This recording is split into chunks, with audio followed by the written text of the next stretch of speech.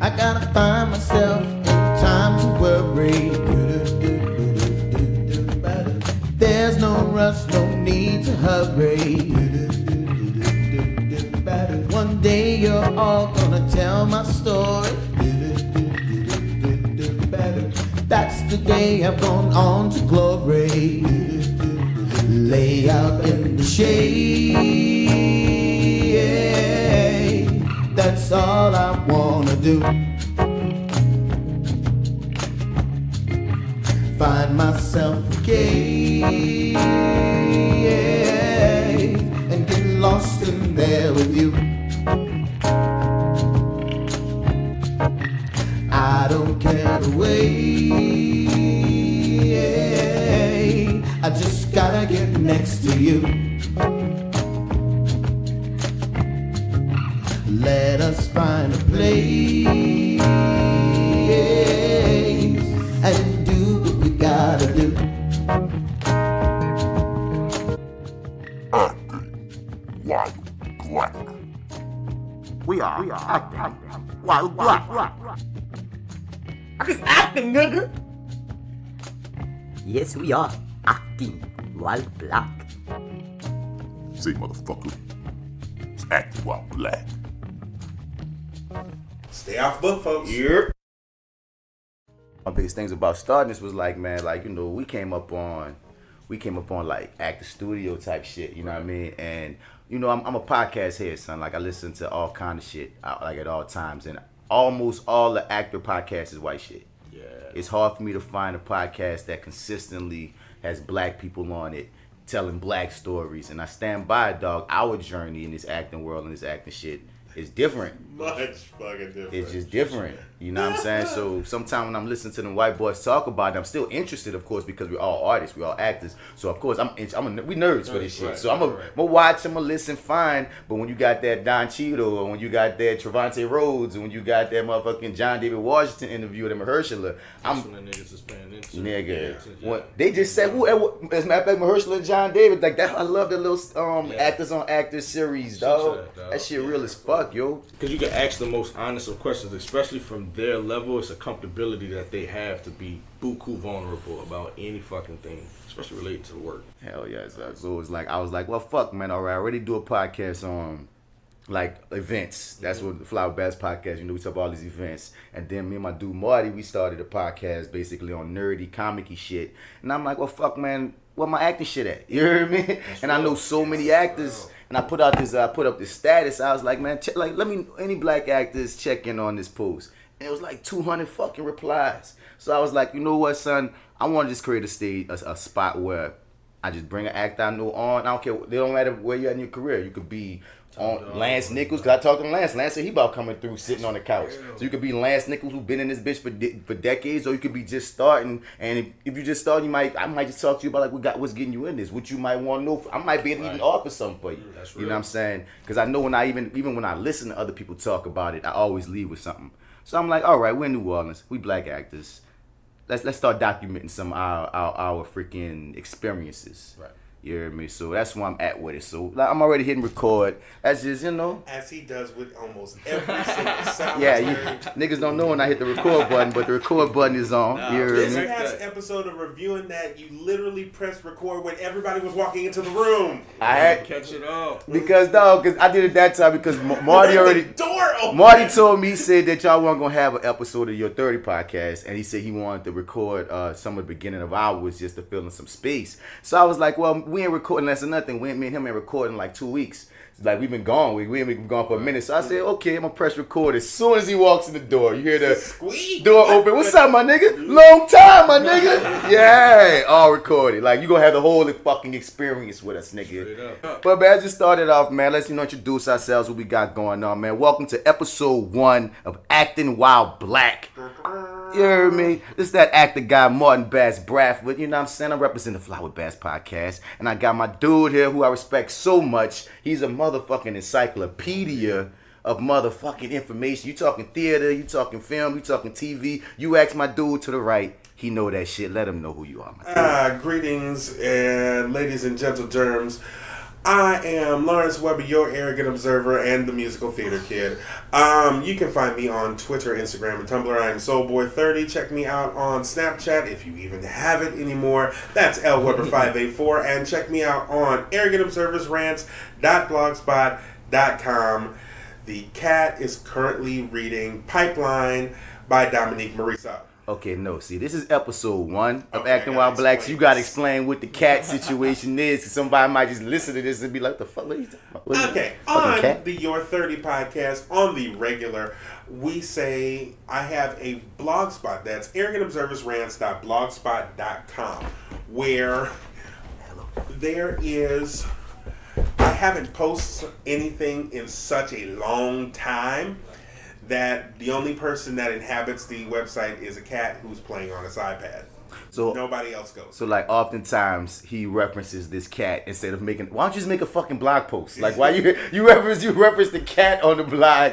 And there's one blog post and I said the cat has stepped out for a second, and it was a open letter to Omarosa. It was not beneficial to Omarosa. I can tell you that right now. Well, I mean, Omarosa's not beneficial to Omarosa most times, so that is what it is. But now the cat has its own persona, and I'm guessing for this show, the cat is always going to be reading a play. That's fine. Or a script of any kind. I literally just bought Pipeline by Dominique Marisa. So. See what I'm saying? I don't even know who that is. That's why I have this guy here, because he knows all this shit. What is that, Pipeline? Pipeline is this. I haven't even started yet, but it's this play that deals with black kids dealing with the school to prison pipeline. Yeah, damn. Okay, so, shit. Dominique Marisa is a playwright who's known for that. She's known for Detroit 67. I also bought the Brother Sister plays by Terrell Alvin McCraney. That is, Marcus and the Secret of Sweet. I think, I can't remember the second one, but I know The Brother Size is the very first one. You, of course, know Terrell Alvin McCraney from... No, we don't, of course, know, nigga. Where is he from? Terrell Alvin McCraney is the person behind the story of the movie Moonlight. Oh. Say his name again. Terrell Alvin McCraney. Oh, I gotta remember shit like that. McCraney, because I'm just giving all the props to your boy Malcolm. Yep. Jenkins get it all from me. I'm sorry. I know it was a play supposedly, so Barry Jenkins. I'm sorry. Damn. Who's Malcolm Jenkins? Also a whole football player. Anyway. Barry Jenkins, bitch. That's good. That's why I appreciate that. That's why we have him here, man. What you mean, dog? L-Dub is the man, dog. So, well, before we get into this, do you have me a random black actor history fact for today? As a matter of fact, I do. Black actor history moment. Black actor history moment. We give shout outs to Miss Audra McDonald, Who who is the most decorated most decorated actress, period, in Tony history. She is the only Tony actress. She is the only actress to be nominated and win a Tony in all acting categories. And she won a Tony in 2014 for Lady Day at Emerson's Bar and Grill. That's when she played Billie Holiday. One for Porgy and Bess, where she played Bess. One for A Raisin in the Sun, where she played Ruth. Shit on her. One for Ragtime, where she played Sarah. Shit on her. Once again, she has been nominated for Featured Actress for Masterclass and one for Musical in Carousel. She's been nominated multiple times. But like I said, she has, if you've heard, at one point she played Dina. She was like a concert version of Dreams. That was of Dreamgirls. But she has an insane voice. Like in fucking crazy soprano voice. So she was also in like that Beauty and the Beast movie at one point, wearing a blonde wig. I don't know why. But we give props to Miss Audra McDonald. Let's give her props. See, when I first started, when I said I was gonna start this podcast, and I thought about L-Dub, and I was like, man, he'd be the perfect person to have a segment every time we do this. black actor history shout out or some shit. Cause you know what I mean? We gotta know who our peoples is, man. And seeing as though, really quick, just another quick extra one. Shout out to Viola Davis. Just cause, I mean, I'm always about that. Who is the only black actress to win the Triple Crown of acting. She has won 2 Tonys, an Oscar, and an Emmy. 1 Oscar for Fences, 1 Tony for Fences, another Tony for King Headley, and of course the Emmy. She's the first black actress to win lead actress in a drama for How to Get Away with Murder. Ain't it weird that John Legend is the only other EGOT besides Whoopi on some black shit? Of all people, is John Legend. Like what? I think Donald Glover gonna be next on some real shit. John Legend won for SpongeBob. But still, man, it's a win. Still a win. It's a freaking win. SpongeBob? It's a win, dog. And I'm looking at the field we have out here, and I'm like, man, the only person I can right now come close is Glover, because Glover does so much that he could get that. Honestly, he's one away. Because really, he got the Grammy. He got the Emmy. He's got the Emmy. He's Grammy, Emmy, Oscar, Tony. He only has to win an Oscar and a Tony. And we said only like that shit easy. Like, you just only got to win that shit. Seen Donald Glover? He a beast. He a beast. He could do it. Shit. He could do it. But yeah, man. So let's get into the show, man. Like I said, our first guest this week, it's my dude right here, man. But we basically, in a way, started at the same fucking time, man. And I was like, when I wanted to do this first episode, man, you know, I wanted to just be a conversation with motherfucker I fuck with, dog. To a degree, I can even credit him, dog. I'm gonna say this every time, dog. My nigga is probably one of the kindest and realest niggas I know in the entire acting industry, son. He one of them cats that will help you out regardless, because a lot of motherfuckers are sharks out here. And I remember when I first was trying to get an agent when I first got out of Dillard, man. Like, man, I hit my dude up. My dude was like, well, fuck, man, put in for my agent, man. I was putting a good word for you. That don't happen. You heard me? I spent a whole year after Dillard, like, doing plays and shit, and everybody come out to be like, man, who's your agent? You should have an agent. I'm like, well, bitch, how about you patch me in if you know, nobody offered. You heard me? And then Jay was like, what you mean you ain't got no fucking agent, nigga? Man, come hit my nigga up. And at the exact same time, I was in a play with this woman named Shonda Quintal, and shouts out to Shonda, dog, beautiful person and a great actor and a great teacher. Apparently, dog, she teaching the shit now. And like, I remember at the same, it's just like serendipity. Both Shonda and my dude both was like saying, go to this agency. I want to get picked up. The rest is history. But throughout that time, me and this motherfucker go at like the same roles like so often. I think lately it's not as much because I think our looks finally have gotten a little bit more separate. You dig? But still, though, anytime we'll do auditions, I'm like, what's up, my dude? We about to get in it. But it's still such a brotherhood in it because some motherfuckers, they like really ill to look at you too hard like competition. Next thing you know, you got enemies you don't know you got. Never, dog. It's always been love since the theater days. And nobody can play the physical manifestation of drugs better than you can. Bring it back. Tell them who you is, man. Tell them who you is, my Ladies and nigga. gentlemen, this is Jaren Mitchell. Yes. Shouts out to these two brothers, Brother Lawrence and Brother Martin, for having me here. We go back since theater days. Yes. That's 2008, 9. Way back when the first show, I've met everybody at Top Dog Underdog. Top Dog, dog. That's 07, 08, bruh. I remember that, man. Shouts out to homie Mastermind D-Mac. What up, bro? And of course, shout out to one of the Brooklyn ladies of Therapy and More who spent the entire weekend body rolling while saying I am drugs. Yeah. The whole weekend. Now you referring to like I am drugs. Like, me and Jared met some because so like you said, we used to do we was in college, we both did theater, and there was this competition I think called ACTF where you present your plays and such and such and such and such, and both of our plays were in it, and like me, D-Mac, Jared, like we was all like standouts in our joints. Me and D-Mac from Flower Bats, it was a 2-man play we was in called Top Dog. So y'all was in, it was an original that y'all did, right? Man, Professor Jim Winters wrote that like 15 years before, and it was kind of like a little partial. There was a lot of elements of his personal life that were added into. What was it called again? Dead Flowers. Dead Flowers, yeah. Man. Brother Jim Winters, and it was probably one of the funnest like parts I had, because literally I didn't know what the hell drugs was to be. But you was drugs. He told me to be drugs. So I had to go be drugs. You know what I'm saying? Hey. It was fun. But within that, that's where I was able to meet Martin Lawrence, Devin. Who else was there with you guys, yo? A bunch of women that just fell in love with you, apparently, watching you be drugs. We had to hear about Tiger, like, throughout the whole trip. I was like, but I'm Martin, though. What about Martin? What's up? No, Tiger, JAREN, Tiger. Ooh, right, you heard that shit? Nigga, I was like, yo. So, yeah, man. What you saying? But, like, to see all the transgression from back then to now, like, the energy ain't never changed. It's always been the same. I want everybody to succeed because I never thought I'd be doing this, let alone if I've been knowing you and I know how your work ethic is, man, you deserve every opportunity and shot, even if we're going up for the same. Because at the same time, it's a friendly competition as well.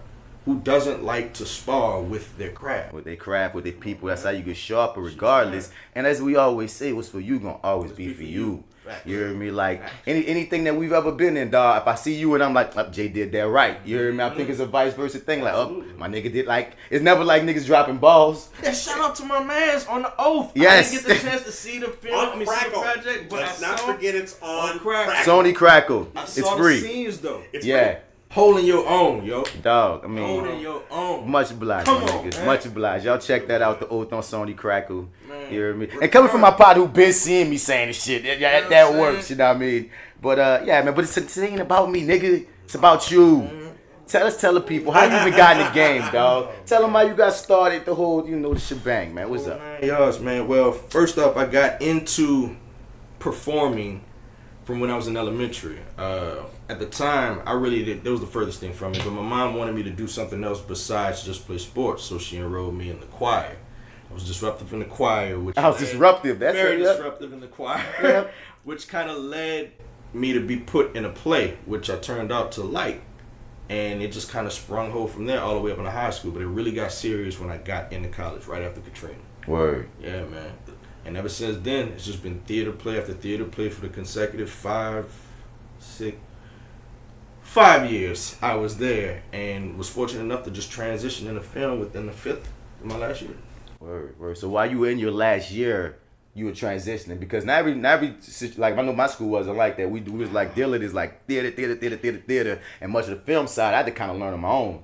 So you saying your last year, it was, and see, the craziest thing was we didn't have the theater major at Southeastern. Word. They took it away like right before I got there, and what they were fortunate enough to do was give the undergrad, give a general studies with a concentration in theater, but we had working actors that were teaching us there, were film actors. So part of the elective classes that were already taken, they would just teach us the film side of that same technique. That's so we'd be familiar with both instead of just taking two of the same actors. Yeah. For no credit. But I like, honestly, with my transition to getting an agent, it was the right place at the right time. Yeah, and that's another question. I know anybody that might be new in the game. A friend of mine just messaged me a minute ago. How can I get an agent? How can I get an agent? And run how you got yours, man. Because sometimes it's a funny story. Yeah, man. Shout out to Rusty Tennant, yo, who's one of our theater professors at Southeastern. It's back up in Oregon. Rusty, love you, man. Rusty was a working film actor at the time. Yeah. And then when Bobby Jindal did his bullshit, forced my man to have to relocate. But when he did that, he told his agents, hey, I got some students that are going to be transitioning into out of college next year. I think you should take a look into them. I was one of the ones that was fortunate enough to go all the way with So in a way you got grandfathered in on some shit. Right. And for people that don't know, man, Bobby Jindal, he was a motherfucking what was his position? Governor, not governor. Jackass? Yeah, he was a governor, and at one point, Louisiana was the #1 spot for film in the country. We was beating Cali, man. It was a trifecta of Shreveport, Baton Rouge, and New Orleans, just eating the game up. And that's when auditions was just regular. Auditions was like water, you feel me? And it might have been even easier to get an agent then, because we had so many projects happening that people was picking folk up. So like, cause we didn't have a cap on our tax credits. And that's a whole other conversation to explain that. I don't feel like getting into that. Just taking that, basically, motherfuckers go certain places, they'll give them some money back on their situation, and we was one of them spots that damn nigga you all your money back. But then Bobby Jindal, because he wanted to make it seem like he was a fiscal motherfucker, because he thought he was going to be able to run for president, decided to shit on the film industry so he can look more conservative to the education side, and not taking in how many jobs and how much money he was bringing in.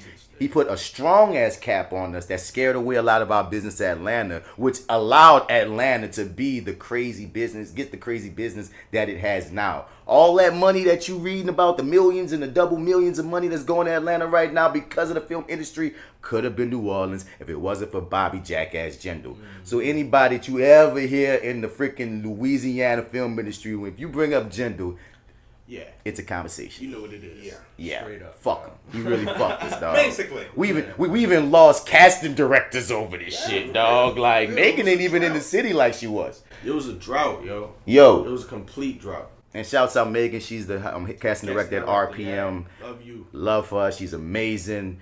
And I'm gonna get into this, dog. Hold up, sidebar. I'm gonna be all over the place, dog. And Lawrence, jump in with anything you got to say. Megan has a reputation, and I don't get it. Right. I get it, but I don't get it because I never had the issue. I had one run-in with her where she got my ass, and that was on me. Like, straight up, I ain't gonna never forget it. But like, what's up? What's your take on this? Because she was like, Megan, for people to listen that might not know, like, she in many ways was like the #1 casting director here for a bunch of years. She got big off of casting The Wire out in B-More, and so she came here as a bunch of fanfare. She was casting Tremaine, and she would be the one that gets the big projects. Yeah. So oftentimes when you hear like some actor speak of her, they're like, oh God, Megan makes me nervous. I'm so scared of Megan. She's so, oh my God, I don't know. And what was your situation with that? Because you had an agent before me, so you were dealing with her before me. My run-ins with Megan were just as cool. She was just like any other theater casting director you were going in audition for. The thing that Megan gets a reputation for is when you're not on your shit. Tell people about that. When you're not on your shit, if you cause Megan to fuss at you, that's when she's going to seem like she has an attitude. But other than that, you just gotta let her do her job, make her job easier, and likewise, that's part of your job. Period. Going in the door prepared, ready, not trying to do too much, just being normal. You know what I'm saying? That literally sounds like any director that I've dealt with. Dude, But for whatever reason, Don't pee. And if you're listening to this for the first time and you are a black actor, just be prepared. Just yes. that's what it comes down to. Please. Because she will even say that. She'll be like, man, motherfucker didn't know their lines and they came in here. A motherfucker like with the go, and I'm just sitting there like, I'm not trying to come here not knowing my damn lines. Like, I couldn't imagine that. Yeah. So oftentimes when like actors tell me about, or like ask me about Megan, I'm like, she cool as shit. Absolutely. Never had an issue. The one issue we had, it was when I first started and I got my first call back, and it's so funny. I remember bringing my headshot to the audition. Because at the time I didn't know, and a lot of actors still do this. I'm letting y'all know out there, you don't need your headshot for your auditions. Yes. You don't have to bring your headshot for auditions. To people out there, they don't give a fuck about your headshot for auditions. It's just gonna stack up in the casting director office or in the trash. They don't care. And we're in a digital age too. Come on, they got that shit on an email. But for your callback, Always. that's with the producer and the director in the room. Always. And I had it flip flop. So I went there, my first ones with Megan. I had an audition. I gave her my headshot, and she said, I don't need this. So when I got called back for the callback, I'm thinking, I don't need that. And I show up, and she said, what the fuck? It's like straight up. It's like, we said, what the fuck? She went in, and I said, well, never again. Won't be fucking up like that. Dude, I ain't gonna lie, I've had a few. I've had like, they haven't been consecutive. They've been spread out. But the first one I had with it, I was late, and I made the mistake of not calling my agent to let them know I was gonna be late. Right. Because usually theater, you thinking, let me just call stage manager and get them and let them know I'm on the way, and I'll be good. So I didn't know who to call, so I just figured, all right, I'll be fine. And I've been in auditions where I'm coming in late and they haven't even started, so it was kind of going against my better judgment. But she just so happened to be downstairs waiting on me. Oh. We had like 6 other people downstairs as well. She was like, next time, call your fucking agent. I was like, yo. So I went upstairs when it was my turn to go, and literally was like, man, I apologize. I am so sorry. She was like, no, don't worry about it. I was like, okay, I know what this is. Right. All right. Yeah, and maybe it's just an East Coastness about her too. She's just, straight up. You feel me? Like, and that's the side note, that's the best thing about her. Mm-hmm. Especially like when you book, she could tell when she can tell when you're not being truthful. Right. You know what I'm saying? Like in any aspect, whether it's you just trying to like get to know her or ask her like just some odd ass random question and shit like that, she sees through that shit all the time. Right. As well as with like the performance, you know what I'm saying? And once again, in the South, you need that because I love all the casting directors here, but she's the one that would have that reputation of being just so intimidating. And at the end of the day, like you said, dog, just come prepared. You're gonna be good. She not, because that's the thing people forget. The casting director wants you to win, all the time.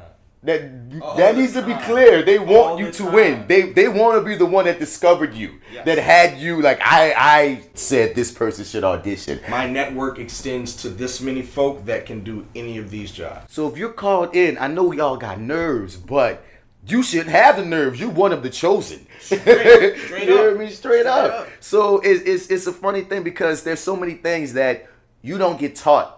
Like you just got to learn. Like you didn't, no one taught you that told you until you got into that situation of you could call your agent to tell the casting director you're going to be late. I had to learn that the hard way too. Absolutely. I didn't even know. Like it was like, yeah, you can just let us know, let your agent know. And I was like, oh, damn, that's not it. Oh, all right. cool. And there's been a few things, even in having an agent, that I didn't know the protocol of because I wasn't taught the protocol of. And then agent like, you supposed to do this. Well, I didn't fucking know. You didn't, because they don't sign us and teach us anything. Right. They just sign us, and then it's like, well, you're a professional, get it. You know, so it's interesting. It's interesting. You talked about theater. I know my dude Lawrence. He's like super theater cat, super musical theater cat. Shout out to the folks at JPass because tomorrow we start South Pacific. Nice. Jesus. How long to run? That's going to be the last weekend of April. So the last weekend and last weekend of March, first weekend of April. Damn me. Musicals are wonderful. Don't get me wrong. Shit. Yeah, but they pay more than regular straight players though. Shout out to Summer Lyric. See, I don't know if that laugh meant you getting money or you not. Or they not. Okay, you not. That's a nod. That's a nod. It's clear now. Okay. I got you. So, but from the theater aspect, man, what you got?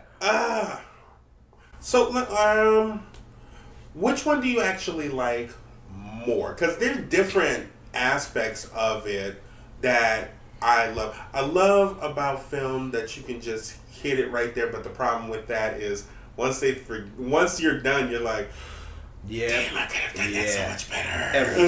Every time. Yeah, no one's ever fully satisfied with the performance. And that's what's intriguing about it, though, too. The theater aspect is you get to play with all of it over and over and over and over again. Then there's tech, which makes you want to blow yourself, shoot yourself in the toe. The big toe, not even the pinky toe. What aspect do you actually like more when it comes to film or theater? Because theater lasts such a long time. Yeah, film is kind of like one and done.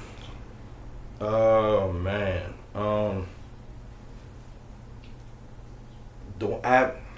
Jesus. Go ahead, pick your children. love Which child is the favorite? Which child is the favorite? Because that's how I feel when people ask me that question. I can't front. It's theater. Like it's gonna always be in the moment on stage, not knowing what's going to happen, but knowing what's going to happen. Because the one thing of it is, you if you're in it and you're in it really hard, the problem with unfortunately, film is like, unless you're doing something that's live or multi-camera, is going to be like, you've got it. It's intense. Cut! Fuck! True.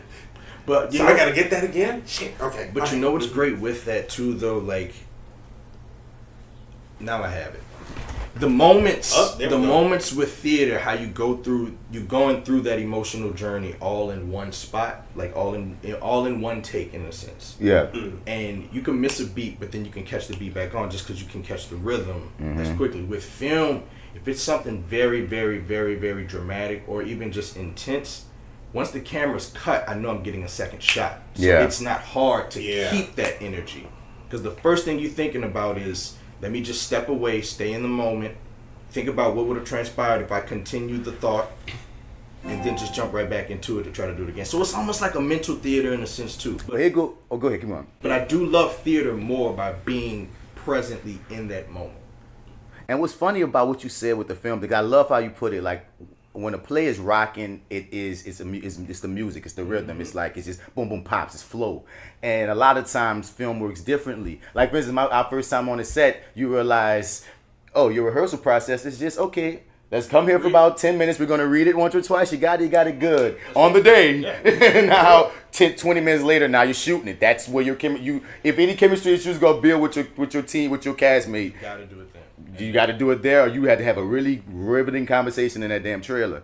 But also, like, when you talk about how you get another shot, and sometimes that can be a great thing. Sometimes you can find yourself being stuck in one way of doing it. True. And that's one thing that I have to catch myself when I'm like critiquing myself, because at least with theater, you do the show, then you get to go to sleep on it. Mm-hmm. Yeah. And then you get to come back. Yeah. But with film, you can find yourself, oh, the director loved the way I did it that time. Let me do it more in that direction because that's what the director liked. Then you got 3 takes that are kind of similar when in your heart you might have wanted to, I should have flipped this. Absolutely. But it's after the fact when you're thinking, it's like, damn, why didn't I flip it this way? Because I was doing it so well. In this direction. Like, yeah. You know, and that's the trapping of the takes. Absolutely. I feel at times, especially if you come in as a theater actor and we love the instant gratification that you speak on. The only form of that you get on set is if you crack the crew, right, or the director sucking your dick. Yeah. That's the two sides. Absolutely. And if you crack the crew and you feeling good, or the director got you feeling good, your mind might not ever really go to challenging yourself to go in another direction.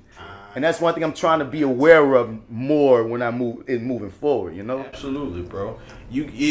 When you do that too, like, there's like a certain mechanical, like, almost like a mental place. You just know this is a comfortable spot where if I just keep doing this the whole shoot, I'll be all right. Mm-hmm. But to a degree, like, you gotta kind of, I feel like you have to know what type of people you're working with as well. If that makes sense. Like the directors, the writers, like, are they loose? Are they into playing? Or are they just like technical? Like, we gotta get you stationed here. I don't care how you get there. I just need you to be right here. Yeah. You're right. And it's funny, like, and you kind of learn that kind of quickly when you're on the set, if you take it in, because funny, that's real. Because some directors, you can tell that you improv. You might do a little something slick side and they didn't say shit, because I'm notorious for that, son. That's real. A lot of times, nigga, like, if I'm on set and I might feel something, I'm going to just do it. Go, And then I learned that off Containment, man. Oh man, my dude Mikhail Jenkins, man, he was the lead bad guy on freaking Containment, and he the one who got that fire under me to do that, because he told me from dump, because he a cat that he might make an extra, he might talk to an extra on purpose. He said just so they can say something back and then get them a sad credit right quick, because they spoke. He was like a very giving actor. Much props to him, son. Right. And there would be times where he'll come by me just to get me in the frame with him and shit, even if I ain't got a word to say. And like, he would always push that, my dude, try some shit, man, and he gonna let you know. And we know that being theater, because that's the thing. There's a certain freedom that you know as a theater actor, that when you go across the film, sometimes you're like, can I don't want ruffle feathers if I. So much money's on the line. That's what it is right there too, dude. Like, oh, real. And he started getting me a little open to fuck it. And I'm just saying. So when did you have any moments like that you can look back on that were like your fuck it moments? You went for, you took a risk.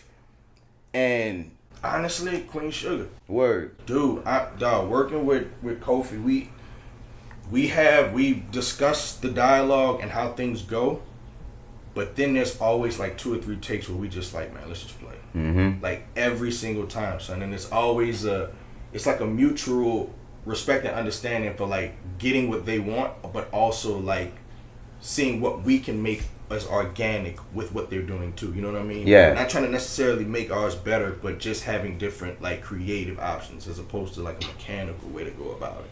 But this show definitely got me super comfortable with making like strong choices. Because that's the thing too. When you get to the scene, when they say like, that's one of the beauties of freaking film, I'll say, dude. Like that unknown of not know. Like, you can have Ralph Angel.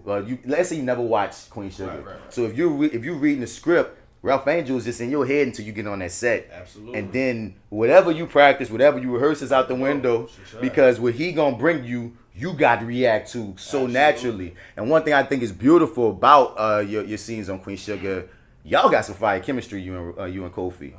Like when I watch y'all move, it's like it feels like y'all been acting. That's when you say that, I'm like, that's not surprising me that they play or that y'all actually cool, because it just seems so organic watching you, man. Son, it's for me, it's always like a level of when we're talking. I feel like just like with anything, like if I'm comfortable talking to you in general, I know I'm gonna be comfortable making a choice, especially in this world, like in this little realm. You know what I'm saying? It's almost like an unwritten rule. So by doing that now, I can say I'm more comfortable just doing it without having to worry about if I get along with you. Not even get along with you, but if we can communicate, you know, because it'll show at the end of the day we're supposed to do our jobs, which is make the best piece of work. And we create life, man. And that's the whole deal. Like, I think the biggest compliment anyone can ever give you as an actor is that they believed you. That's real. You know? That's real. That touches me more than you so tight or you so cool. None of, man, I like your character in this. Thank you. And dog, I know y'all gentlemen can relate to this as well. Like when you have those difficult characters that you're portraying, but you're like, you get that response that's just so despicable, but there's like a humanistic quality that you have put to this person to make you connect to it, to be able to portray what it is that is not perceived well by everybody else. Oh, you mean the bad guy? Yeah. You know what I'm saying? I mean, since I often have to play the motherfucker, though, I know exactly what you mean, son. Because my thing is this, no matter what, man, everybody we play got to be human. Real. They're all human. I don't care if it's the most despicable nigga ever. He's the hero of his story. Real. Or if he's, he's the person, or the person that has to be loved, dog. The person that has to be loved needs some dirt on him. The person that got to be hated needs some light on him. You know what I mean? I think that balance is the only way to create realness, no matter what. So, like, and since, like we often say, we never are fully satisfied, that chase, that hunt, that hunger for, I want that. Yeah. Trying to go there. No matter what, you dig? I'm gonna pass it to you right quick, Lauren. I think one of the joys, especially dealing with theater, is if you're playing a character that is evil, and, well, evil. The antagonist. Yeah, exactly. And you come out for curtain call, and you hear boos. That's just joy to me. It's like, I did my job right, goddammit. Yeah. You fucking hate me. That's all right. That's what I was going for. Yeah, that's all right. Accept it. But the beauty of it too is they'll boo you, then start clapping. It's like yeah. Because they, It's like, we know what you're trying to do. Now, you have quite a few credits. I'm still a tad bit salty that you got your head blown off in Underground. Just a touch. I'm sorry. I love that episode. It's like, is a nigga out there whipping white people? Sign me up. Sign me up.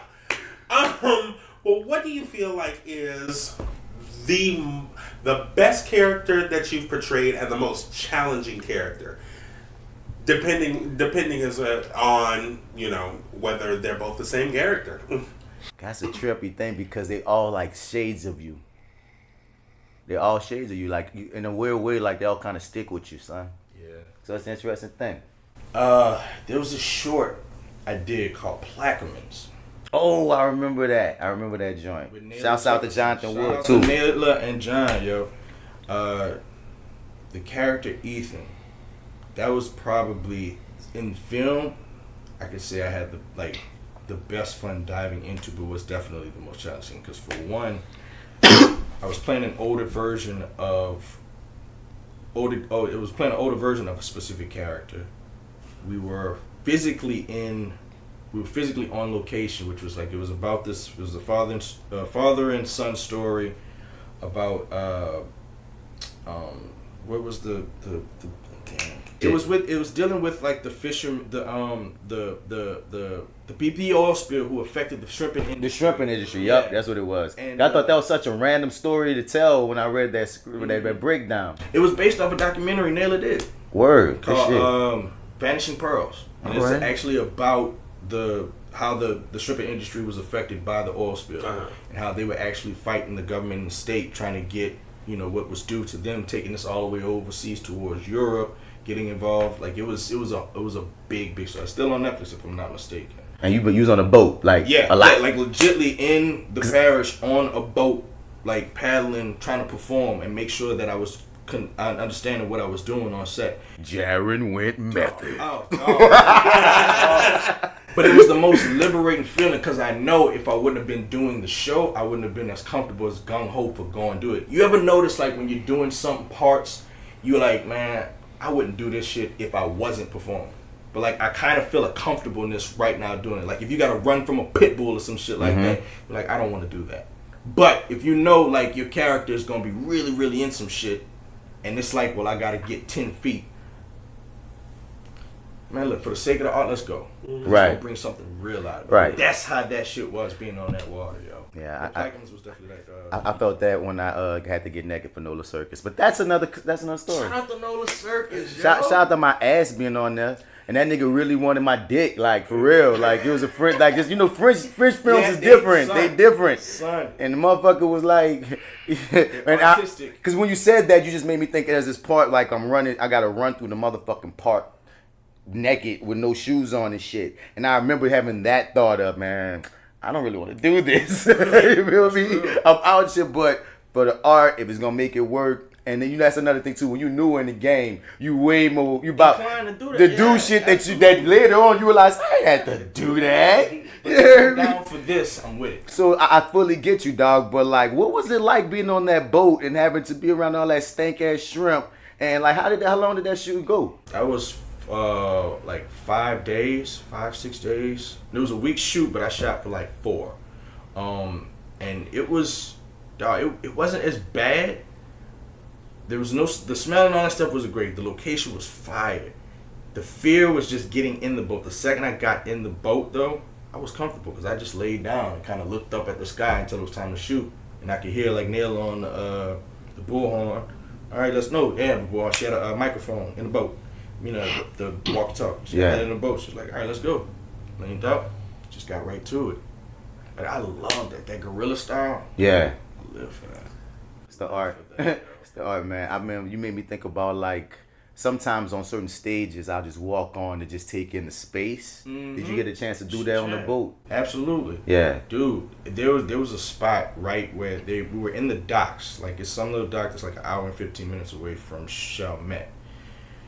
They had like this little they had this trail that was looking on the water, but they had the boats that would leave out to go, I guess, to go start shrimping and stuff like that. But it was like the perfect vantage point to take in the entire place. Word. I went over there every day.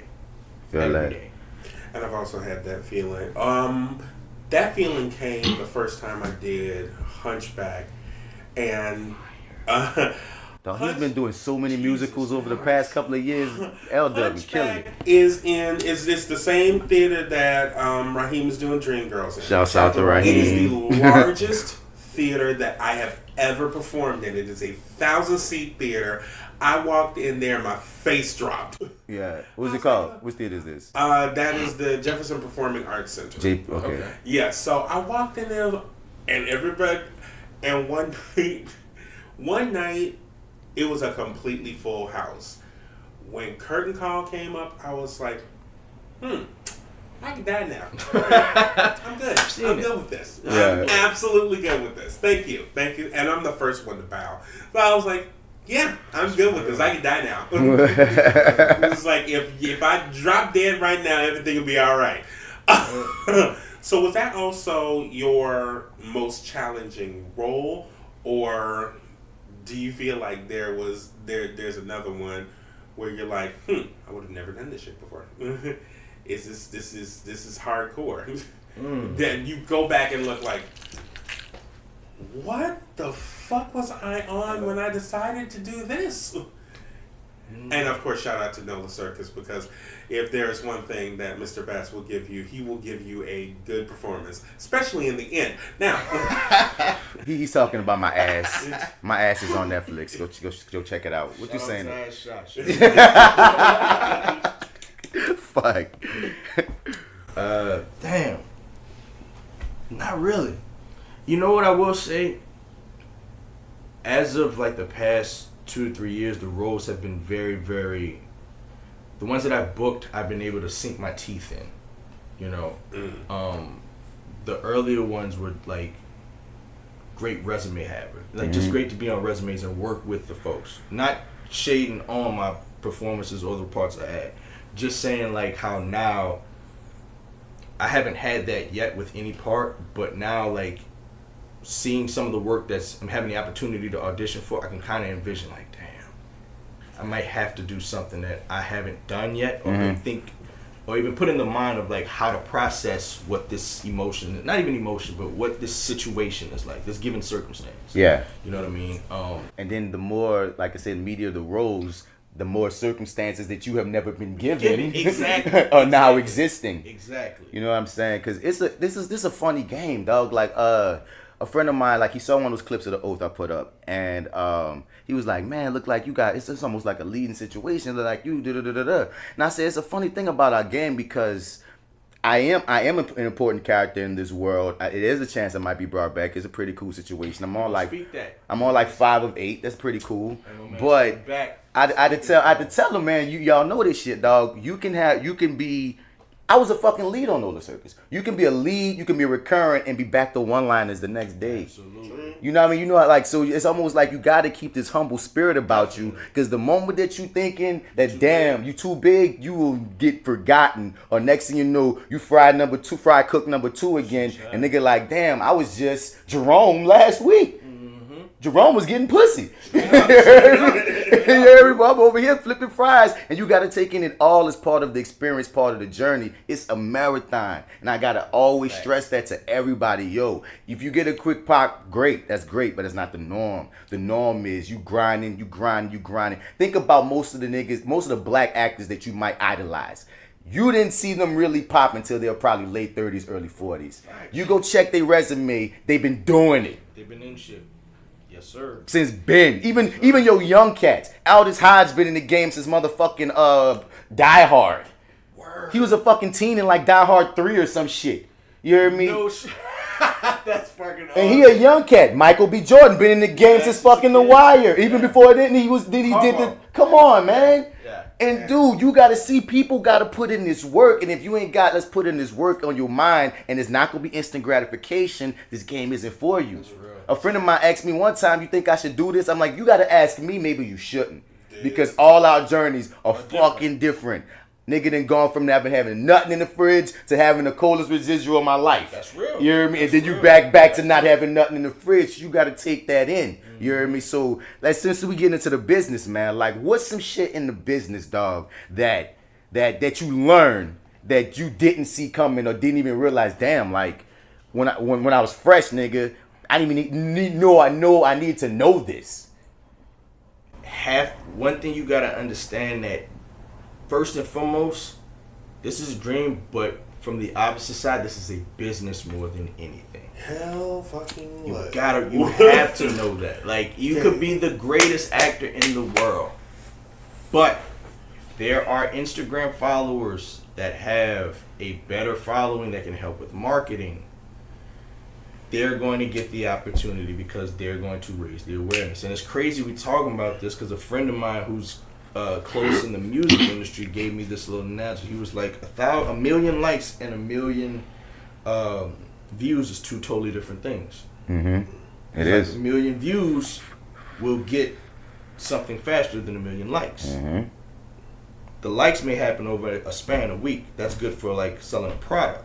But for somebody to come watch what you're doing, they have an interest. You got an awareness. And that's some things that like we don't necessarily want to think about, but like you said, being in the industry how we are, knowing social media is a platform to not only get work, create content, but also kind of like get looked over based off of your following.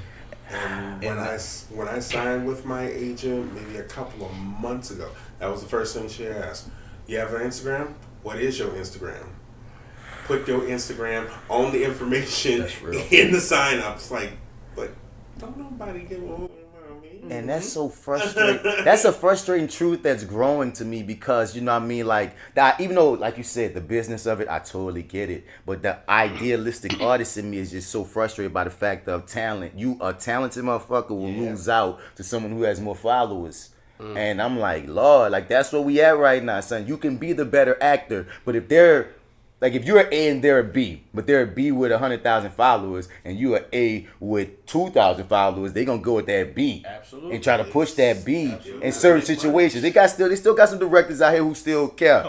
You know what I mean? But it's funny that more and more, I'm hearing more and more of these stories of friends of mine telling me, dude, they asked me about my Instagram account, they asked me about my Twitter, they asked me about this and that, of that being almost just as important as anything about the craft. I'm imagining with a nigga like Johnny Depp was trying to come in, like, he's a notoriously known introvert. He gets anxiety. He's a recluse. He's Johnny Depp.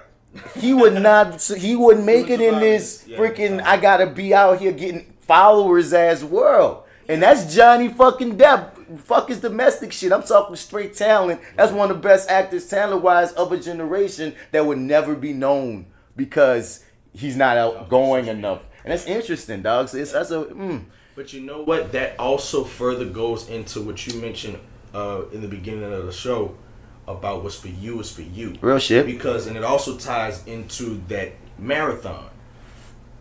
You may not understand if you're a new actor or just somebody that, like, you understand this. Each time you go in that room, you're making a statement. And you're leaving an impression. Because at the end of the day, if casting loves you, you're doing exactly what you need to be doing. Because, a lot of people get frustrated when they're not booking. And you need to understand, we're professional auditioners. You feel me? A booking is, like, great. Like, that's a bonus on your check. But your check is actually being able to come in that room and be seen by the casting director who is showing you consistently that they trust you to bring you in, to put you out here. If you got to remember, that director, that producer can wake up on whatever side of the day, and on Monday they might have chose JAREN, on Tuesday they might have chose me, on Wednesday they might have chose Lawrence. You can't guess what cup of tea that nigga, that director, that producer was on that day. But if you consistently hold you down and they keep calling you in, you're good. You're good, dude. And the one plus, and I think Virgil actually told me this at one point. Virgil Hawkins was a professor I was at Dillard. And he was also the director of Emmett Till. Whew. That's a crazy. I heard that they're trying to bring it back. Anyway, but one thing he said that I kind of stick with, especially because y'all all know I had a very large gap of time. I wasn't doing a damn thing. Was you may not get a chance to perform, so enjoy that audition. If you really want to perform there. Yeah, that's the point. That's the point, right? Because if you love performing and you're not really booking anything, then hey, this may be your chance to do it. I didn't book shit for maybe almost 2 years. Like my first year and a half with an agent, I had a bunch of auditions.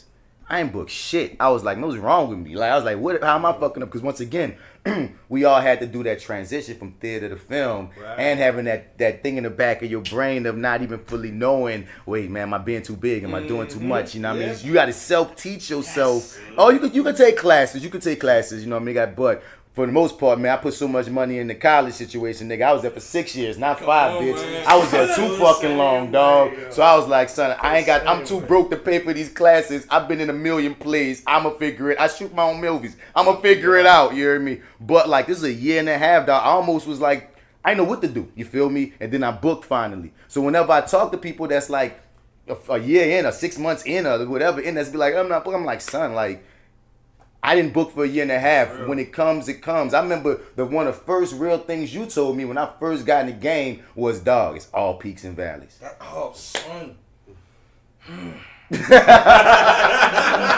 Bro, everybody got to know that. You have to. You're going to have your hot times. You're going to have way more cold times than hot. Yeah. So when they happen, don't let your anxiety get the best of you. Find other things to do. Train your mind, because This game mental. Bro, it's more of a mind fuck than anything else. So is. Like, if anybody told you anything different, they'd be lying. Right. Completely. Dean told me that, dude, and at that time when I first started, I had Dean West? Dean West. Word. Shout out to my man. I had like a 60 degrees of separation. Jesus. 3. Everybody knew everybody in his acting community, dog. Dean's wife was in Marty will kill me later. Was in Marty's first movie that he directed. Oh, she's the white girl? Yep. I remember that joint. Yep. Marty's our partner, man. He podcasts with us. He's a filmmaker as well. Will never let you see that film reach the light of day. I just see the pictures. I never seen the movie. Mentioning it will probably get me killed. I'm gonna fuck with him. I'm gonna fuck with him soon. But yeah, what you saying with Dean, man? But yeah, Dean he mentioned that to me, and at the time, like I had booked like 3 things within like a 3-month span. So I had like a nice little start off. Yeah. And it just really messed with me when it went on like that year and a half. I mean, like 7-month little drought. I was like, damn, if I'm on such a roll, what's up with this? And I think that's what messed me up as well. Too, was I was so fresh, 23, like coming from being able to do theater consistently, Right. book every show, Right, and right. then get into film and have the fortune of doing just about it. Cause theater had you feeling like you the shit right quick, dog. God. You feel me? Feeling like hot shit, bro. You be like, oh, I'm that nigga. Did you not see my review in this newspaper? Did you not hear what this nigga and this woman, this old lady said about me? Yeah. And then you get in this film game and you like, damn, I'm just another nigga to you. Like, okay, I ain't shit. I ain't shit. This is what they meant. For real. Once again, humbling. Yeah, bro. Humbling. Yeah.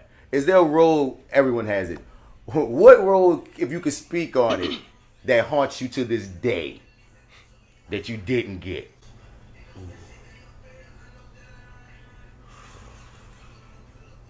Shout out to the trap music in the background. Man. Yeah. Speaking of real right now. Thoughts. The one part I really, really wanted that I do, it was for Underground. It was Rosalie's brother. I was up for that. Word. Yeah, it was between, well, I don't know how accurate it was, but I was very, very close to getting to it. It was so close that I actually had to run home, cut a new reel, and send it in because the reel that I had didn't have any of the stuff that was worth having on it. Yeah. So I literally got the call after I had like a call back like 3 days afterwards. They were like, "Hey, can you cut a new reel?" Hold on right quick, son. Who's this outside? So it's the FedEx man. It's the FedEx truck, son. Only in New Orleans, dog. Bruh. Only in New Orleans, dog. All right, back to what you were saying about. Nigga, I got this package for your ass. Yeah, he said I'm out here. I'm thinking it's like somebody standing outside my house. I'm like, son, you gotta walk. No. No inconspicuity at all. I'm gonna keep that in the record. Fuck it. What you say? It was the role of Rosalie's brother. I was very close in contention to where I had to leave work to go home, cut a new reel, send it in, didn't hear anything, and then didn't get it. But then I was like kind of relieved after I saw what the guy who got the part did with it. Yeah. And I was like, yeah, they made a great fucking decision. And that's happened to me for real before. Like when I might see the person who did it, and I'm like, you know what? I wouldn't have done that. Right, exactly. So props to you. That was really earned. Yeah, exactly. That was meant for him. Yeah. You know what I mean? Yeah. And that used to fuck with me for the longest. Like, damn, I didn't get this, man. I don't know about this shit. But now it really is that simple. It just ain't for me. Yep. And I can't do it. It's just not what to look for. I think the hardest ones for me to let go are any that say recurring. Any that say recurring, because you know what I mean, recurring is just such a beautiful word. Recurring means you get more time shots at the bat. Recurring could turn into a regular supporting. Recurring get you residuals, man. I'm still making NCIS money, and I ain't even been on that show for like 4-5 years. Bring back his character. Ross Bring P, back bitch. Ross P, yo. You hear me? Facts. And I've said this multiple times. It's like, as long as CCH Pounder is not slicing into you, you always have room to come back. I exist, man. That's a whole nother story, man. Dude, Maybe if CCH Pounder is slicing into you, I mean, that's still something. Now, no, you know what? It's not even a role. That kind of haunts me bringing this up. I'm gonna keep it 100, and I don't know. I'm gonna see if I can censor this to a degree. But I remember when I was recurring on NCIS New Orleans, and I did like 4 or 5 episodes of first season. And in the second season, they brought me back for an episode. And I remember the producers was like, man, you know what I mean, you're going to keep your hair like that? Because, you know, we plan on bringing you back some more. You feel me? I was like, yeah, man, I do whoop-de-whoop. Same time, I booked Containment in Atlanta, and that shit is recurring. But what we didn't know at the time was, they was going to kill me in like episode 7 or 8. So I was going to die, but it said recurring, but we didn't know that I was dying. So Fiona was like, man, we have to tell NCIS that you got recurring on this joint in Atlanta because they was talking this and that. And I was like, yo, I don't want to tell them. Because somebody on the Containment freaking set was jumping from 2 sets. And I was like, bro, dude, my nigga, New Orleans 6 hours away, son. I'm like, dude, I will drive back if something happens. I'll make it work. But I fully understand where my agent was coming from because they don't want that blowback of situation, but we didn't know I was gonna die anyway. So she had to tell them, and from that moment, I ain't never been on NCIS again.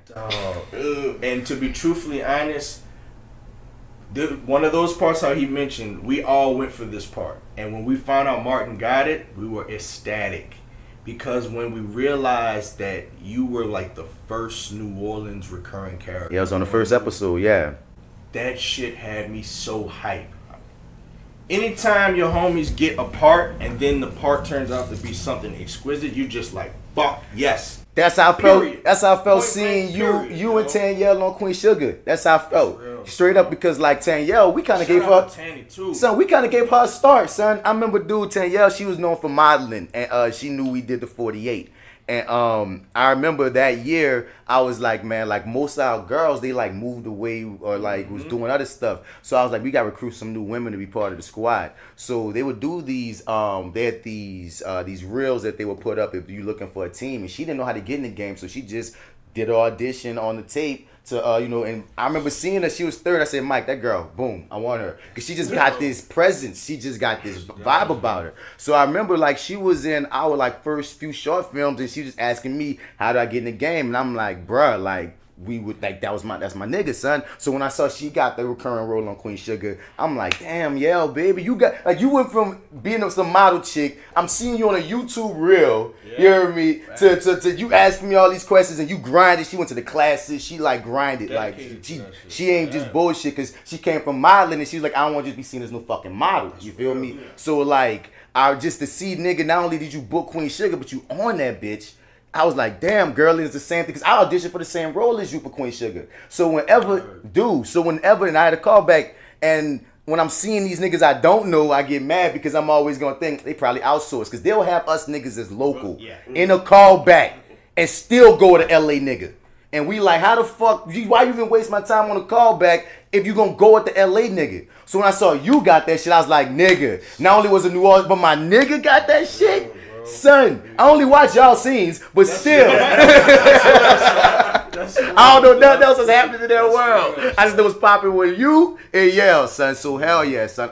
And most times, anytime I see somebody I know on screen, you might be like, oh shit, look at Tony. Or, oh shit, look at Jess. Or, oh shit, I just get amped, yo. Shit, Chad. Our market has that, like, we want everybody to succeed. There's no crab in the bucket, and that's why I think we thrive so well. Because that energy for people to come down here is like, man, there ain't no pressures. Jason, when we all went for fucking that auditions for fucking NWA movies, son, I be trying to tell people, dog, we all was in that bitch.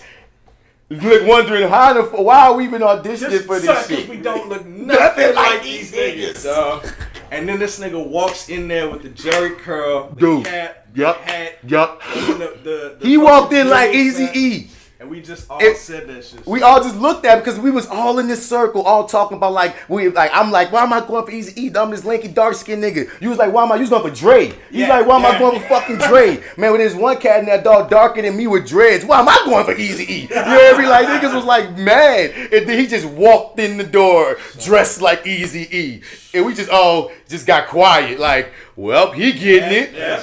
But then he really got it, though. It's so cliche, though, but that's exactly how the fuck it happened. Because remember when Megan came downstairs, she was like, man, you can't wear that, but I will get you. I'll take the picture. I'll take the picture of you.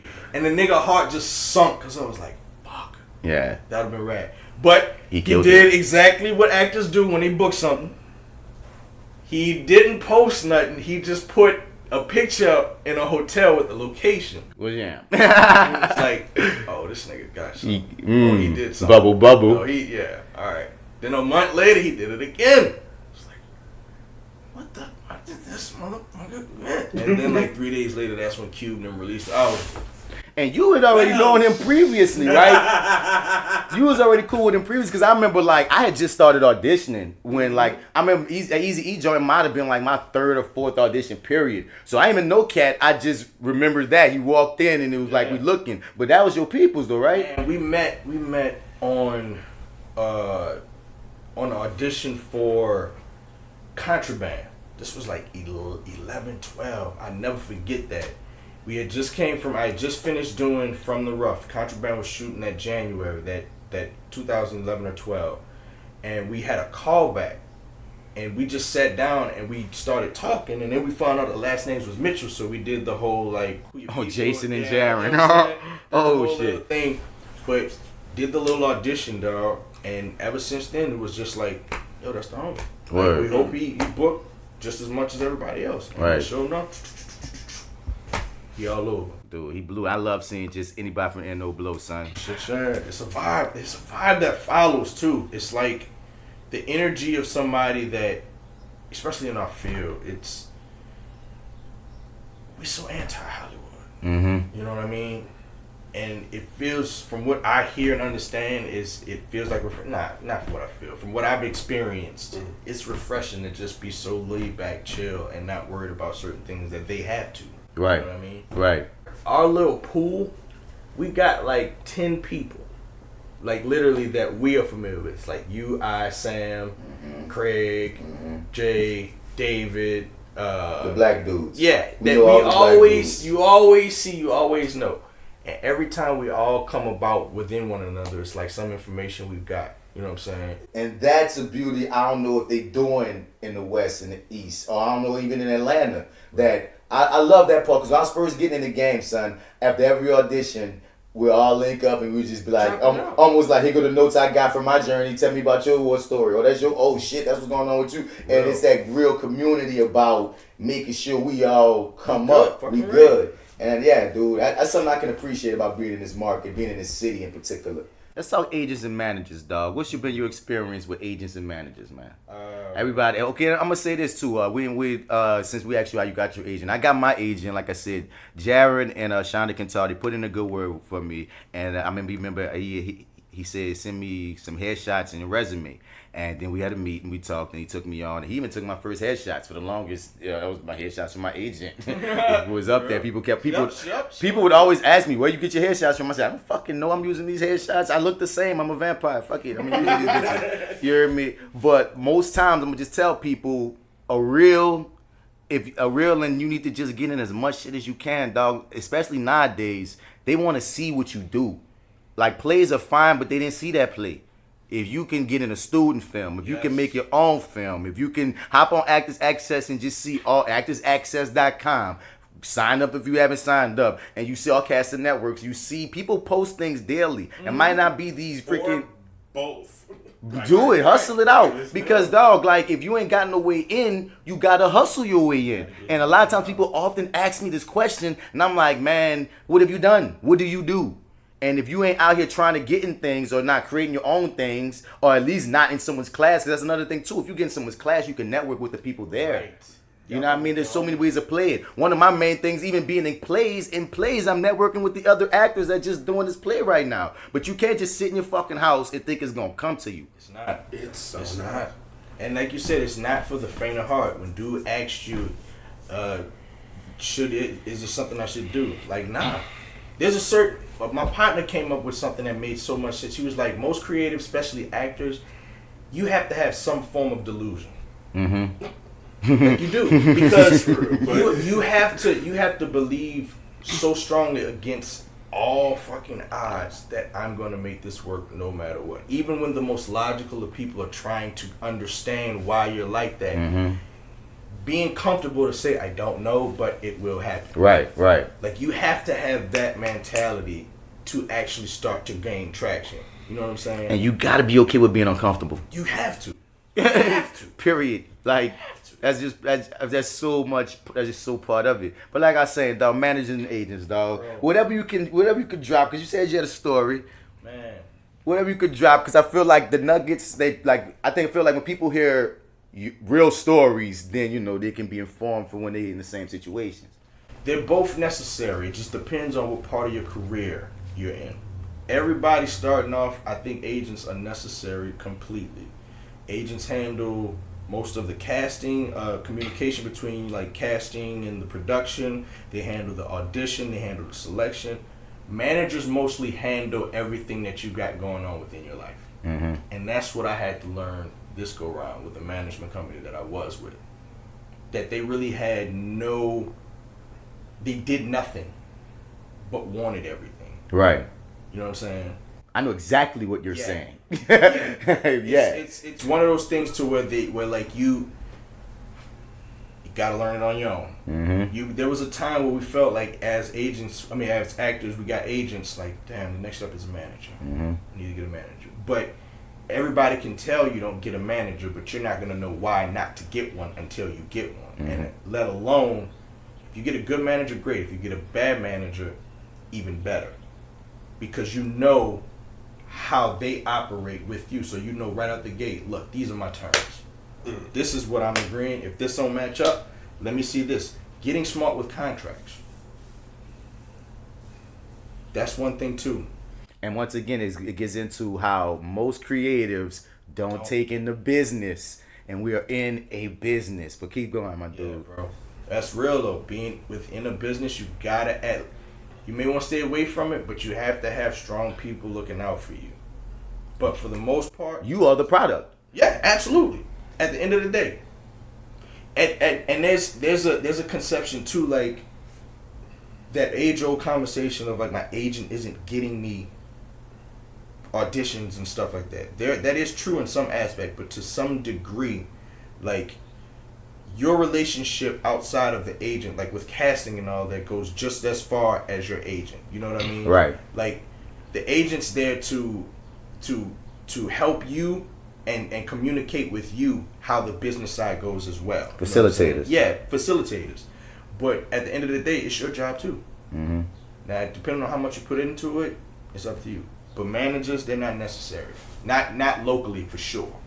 It really does sound like when you at that point in your career where you feel there's this gap that requires this thing to be taken up. But until you feel like that gap is there, otherwise you're just being, I ain't gonna say greedy, but you're being big-eyed, as we say in New Orleans, wanting it because it's there, but not necessarily because you need it. Because I remember when I first got the manager I have now, who's not doing anything, but still be wanting cuts, and I'm like, how the fuck are you trying to get a cut of something and you didn't help get this?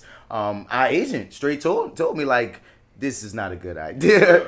You heard me? She was like, bro, trust me, while you're in the South, while we're in this market, is not really serving you because we're not making the grand money like that for them to be taking even more out of your check. Because once again, if you're SAG, your agent taking out 10%, but your manager about to take out 15 a lot of times. So that means you off the dump got 25% out your check, then taxes, don't forget it. So your check getting numbed up to say that right now we're Southern based and we're not Captain Marvel, Luke Cage. Right, absolutely. You know, oftentimes just being an actor in a local, in a Southern market, you think that you got to touch every market. Because really, truthfully, you do have to touch these other markets. You need to have a position in the West Coast. You need to have when you can't get position in the East Coast. You really only need one in the South. And I kind of fucked up. I have 2 agents in the South, and that at times is fucking problems, dog. It's like, I'm not about to cut nothing, but it's one of those things of you only need one in the South.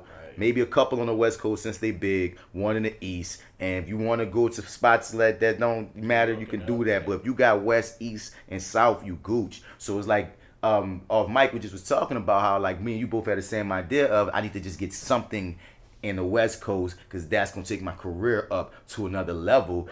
But if you're not out there, they're not working for you in the same manner. Because that's the same thing. I have an Atlanta agent that hits me up at times, but a lot they forget me because I'm not living in Atlanta and I'm only 6 hours away. So I only can imagine what it's like to have a West Coast whatever representing you, but you're not there and they have a whole roster. And I don't think that's right because, motherfucker, why'd you sign me? You know I'm down here. Right. But again, it's about knowing when it's time, I guess, or vetting. Yeah, vetting these motherfuckers because you told me some shit about contracts I didn't even know was in the contract. Son, that's one thing that we don't understand is like that particular business side, like literally looking at your contract to make sure it's all right. I remember on certain commercial shoots, bro, where like I would be contacted by Fiona, like something wasn't right in the contract, and I'd be like, she'd call me, she was like, hey, did you see this on the contract? I'm like, I did, and I was raising a concern with it.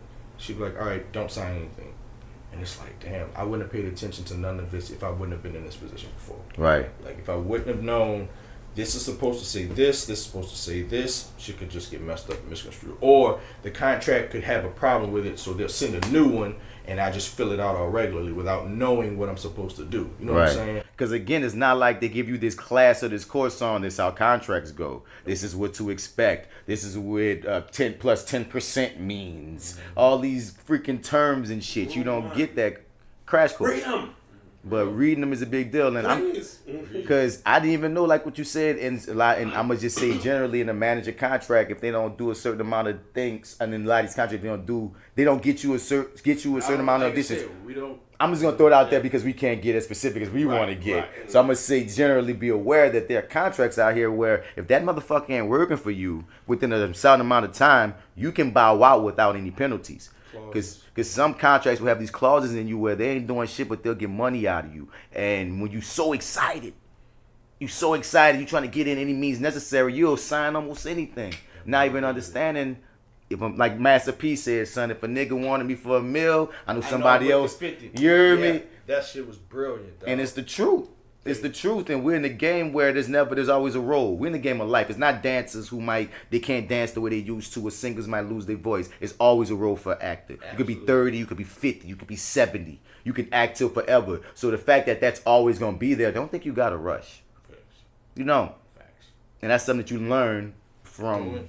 Just going through it, doing it. You hear me? It's necessary because we definitely need to start understanding. Well, that's like with anything. Any business, you got to know some aspects of your business. You need to know all aspects of your business because they're going to get over on you. True. And once again, like a lot of times they'll give you that freaking sugar. And once again, both of us can say that in a specific situation that we can't speak on, niggas gave us some sugar and did not produce. At all.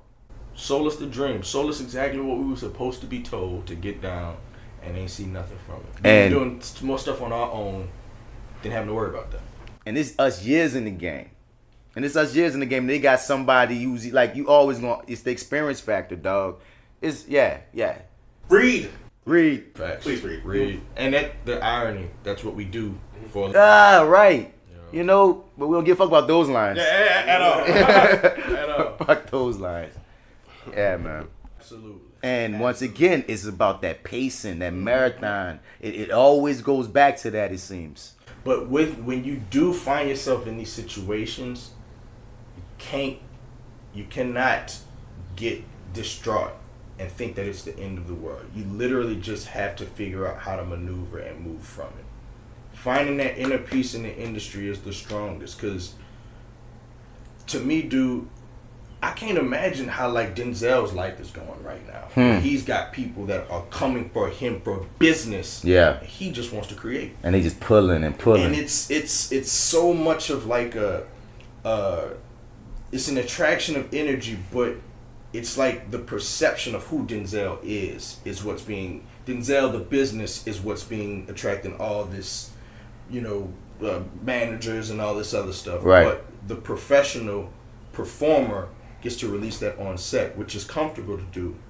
You just you have to find like an inner peace to know, like, man, all right, this is business. Let me just leave it at business. Don't get emotionally messed up so this messes me up in what I'm supposed to do.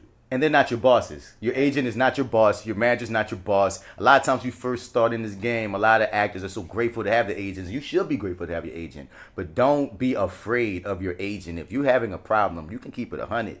If you need to turn down a role, you can keep it 100. That's real. They respect that. They will respect it because a lot of newer actors, they get wrapped up. And I've had people come to me, I don't want to do this. I don't feel like comfortable. And they're like, well, I don't want to let my agent down. I don't want to. I'm like, dog, they can't make money till you make money. True. So, my nigga, like, keep it 100 with them so they know the best course of action to get you the money. But I will say... Get y'all the money. I will say, to piggyback on that and add on to it, you have to know... You have to get to know what you're going out for in your type, especially when you're starting off. Yeah. You can't come into this industry and have an agent and say, no, I don't want to do this, I don't want to do that, and they don't know you, and you feel like I want starring roles. Oh no, you can't. No, you don't get that misconstrued. No, and I think the best way to put that too, and I know that Lance Nichols does this in his class. He has people go out and ask their friends in the industry basically like what kind of characters you think they can play or how they was perceived. You gotta be at peace with when you're first starting out, especially how they see you, not how you see you. Yes. Not the capability that you know you have, but how they see you. What do they see you as? What types of characters at the moment do they think you can play? When you're first starting out, being typecast is actually a good thing because that means you're working. You work hard enough, you get to a level where you can deter. But don't run away from your type because when you're starting off, that's all they have. They don't know you yet. Absolutely. Look at it like it's a business proposal for a loan.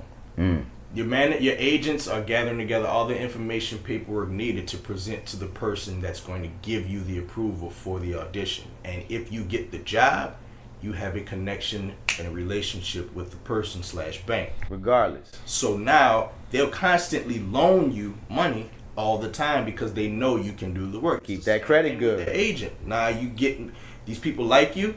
I like you. I know you're dependable. I have no problem bringing you. And then once you get to a certain point, if you're tired or if you want to have a discussion to see which way you want your career to go, by all means. If that's not what you want to do, that's not what you want to do. But you got to keep that hunger. Yes. L-Dub, I didn't ask you this. How you got your agent? Somebody suggested me to them. And I started talking back and forth with them because they're based in Tennessee, but they have an office here. So I talked with them back and forth, and they were like, "Yeah, let's do this." And they signed me. It's like, "Sign up with us. Are you on this website? Are you on this website?" It's like, "Yeah, I'm on this website." Yeah. Casting networks I didn't know until then because I know through them. Actors Access I kind of knew, but to be honest with you, I wasn't really on it like talking about. Yeah, I mean, I didn't know about it till I got an agent. Right. And that's how I can tell people, but I can still tell people, check it out yourself. Do you use Backstage quite a bit? I use Backstage. Okay. Because I'm mainly theater. But going with the type, as somebody who is a unique type, that's industry talk, of course, for big nigga. I am big and black. Most times you're gonna put me in tough guy roles. I already know this. True. Or comedic roles. I already know this. You look like a funny nigga though. Yeah. Exactly. But I know that, and I think that goes into the other question I'm gonna have. We are black. As if you have not known already. Acting wild black. Or if you did not know, you're incredibly offended by us saying nigga so many times. Is there ever a role that you felt, okay, maybe I shouldn't take this because this is going a little bit into the stereotype role? Now I know with you play, and I'm pointing, of course, to Mr. Bats. You play a lot of the thuggish type roles, but they always have. They're never. I've never seen a character you've played just be this straight up one-dimensional. Yeah, I've never ever seen that. They're always either they may be thugs, but they're quirky in some way. And yeah, they may be thugs, but they deeply care about something. It's just not sup nigga. It's not just that one thing. But has there ever been one where you're like, you obviously don't know how black people act, and maybe I shouldn't attach myself to this. You start, Jaren. I got something to say about that. What you saying, Jay? Have I'm trying to think. I've been out for like I remember that whole slave era I had. What a statement. That's a statement only a black actor can ever say. It's so real. I feel like we at a point we're gonna have a list, and that's gonna be like the first one on the list. I remember this slave era I went through. Yeah, black actor statements. I'll never forget, yo. I've had preacher era too. And I'm always somebody old man. That's so ill, dog. Like a bunch of slaves. Cause I remember Underground, the New Roots, a bunch of them was auditioning at the same time, and I started to get kind of frustrated. I was like, "Dog, I'm not slave enough. I'm not slave enough." Froze at the time. You and I both. Yeah, bro. And we literally would be like, "What? Hell. Oh, right. I'm not all yes a master and good enough." But there was one that I went all the way. Like I literally wore everything, and then when I watched it, I was like, damn, it really wasn't like as intense as I thought it was gonna be. Like it was just for like scares and stuff like that. Ain't that frustrating because a lot of times we get these audition site email and they don't give us much of they give us a description of the character, but we don't really know the tone. Sometimes at times you gotta figure out how I'm gonna play this, and then you use your imagination, and then now your imagination is wrong because then when you see it, it's that's a bitch. Okay, that's a bitch. Yeah, You just took me there, dog. But you saying it's the slave roles that boxed you. Thug roles don't really bother me so much because like there's something I don't think. Well, let me say with thug roles. If it's a thug role setting here in New Orleans, if they not gender specific, I'm gonna make it New Orleans basically. So I'm gonna have fun with it. It's not gonna be a traditional, quote unquote, what I think a thug is. You know what I'm saying? Yeah. But the slave thing, it was just I don't know. It was a time. It was That's so traumatized. It was a time. Unfortunately, for all of us, we all have that voice. Yes. It's always in the pocket. We always have to have that voice in the back of our minds and whatnot. And I understand You're right there, sir. You cannot. It's literally it's like I always have to drop my register for almost everything.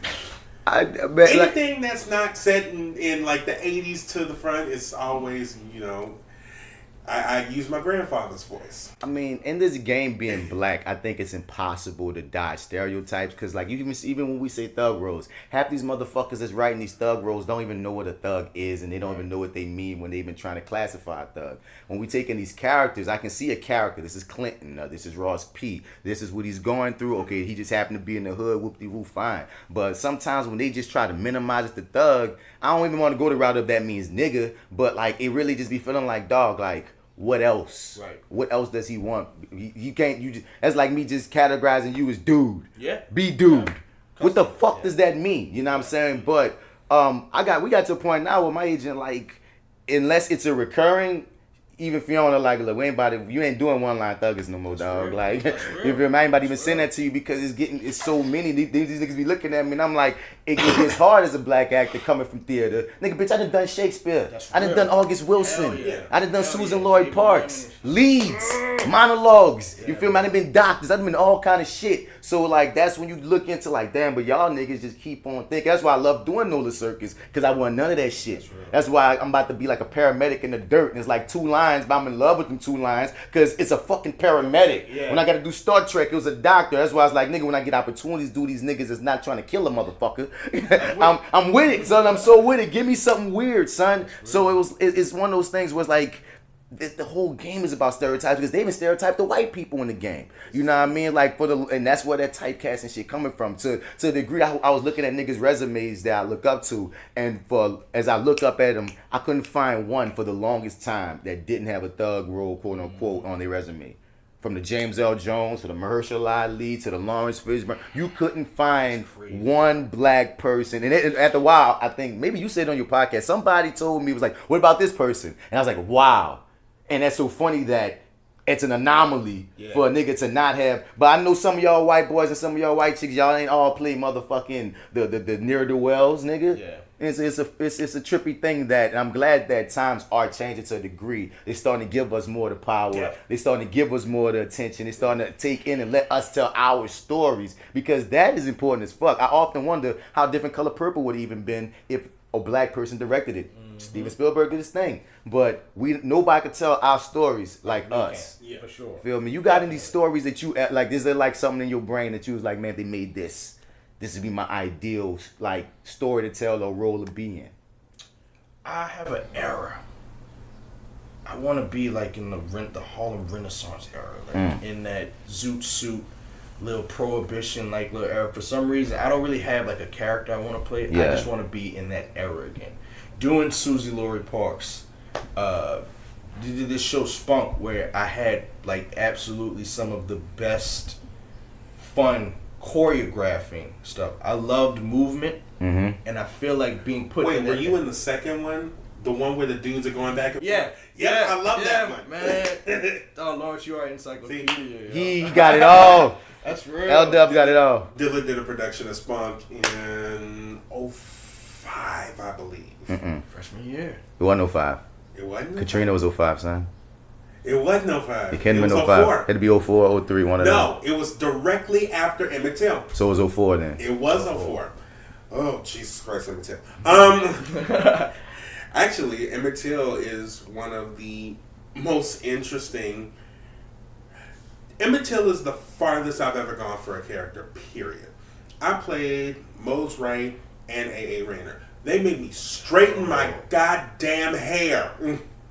That's probably where it started falling out. Yeah, because you ain't got none. It's gone. Well, I said, one of them days, I said, fuck it, I'm just going to cut it. But they made me straighten my hair. And I literally ended up, in doing the research, I ended up calling A.A. Rayner's grandfather. And great-grandfather, grandson. I was calling his grandfather, it'd be a seance. But ended up doing, and like I said, hopefully they actually do it. I said something that I wasn't supposed to say on it, because that whole process was insane. It'll be in the book. But it was just really hard to see, and even looking at the characters I was playing, the furthest thing. Mose Wright is a real thin old bald man. I back then had hair, and I ain't nobody's pen. That's for goddamn show. But it was really challenging, and as far as I went for that character. Oh shit! That's the other side about theater too. You could play almost anything. Every night I was in tears, and that was before Ain't Misbehaving. That was the longest I had been. That was like 13 performances. I was exhausted. That's the fun of theater. Like when it's over and you close, you're like, it's awesome. Bye, but does it ever stick with you though? Does the character stay with you at all, or has there been characters that have stayed with you since then? The deep laugh that I use for Ain't Misbehaving, stays with me consistently, and I don't know where it came from. I was just like, okay, and I don't know. We were doing like one day. It's like, you need to be happier. It's like, you're supposed to be having fun here. You know that, right? And out of nowhere. It was like, and somebody at one point asked me, can I put that laugh on my phone? Can that be my ringtone? Okay. Alright. Like that's fine. But it's trippy when you do pick up things from some of these characters.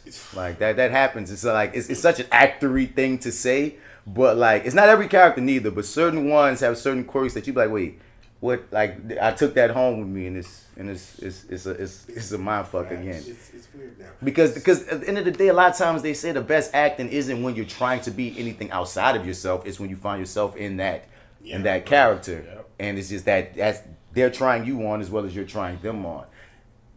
You know what I'm saying? So, what is your dream role? Since we're talking about dream roles around here. I don't know, honestly, because I want to do a superhero. Like, definitely, I want to be a superhero. I want to be a black superhero. That's why I got to get my push-ups up. But like, yeah, I definitely want to be a black superhero. I love that whole game. You know, everybody that even listening to this podcast, that's an easy one for me. And everybody keep telling me I need to be Miles Davis, and I'm like, that'd be an interesting one sometime in the fucking future.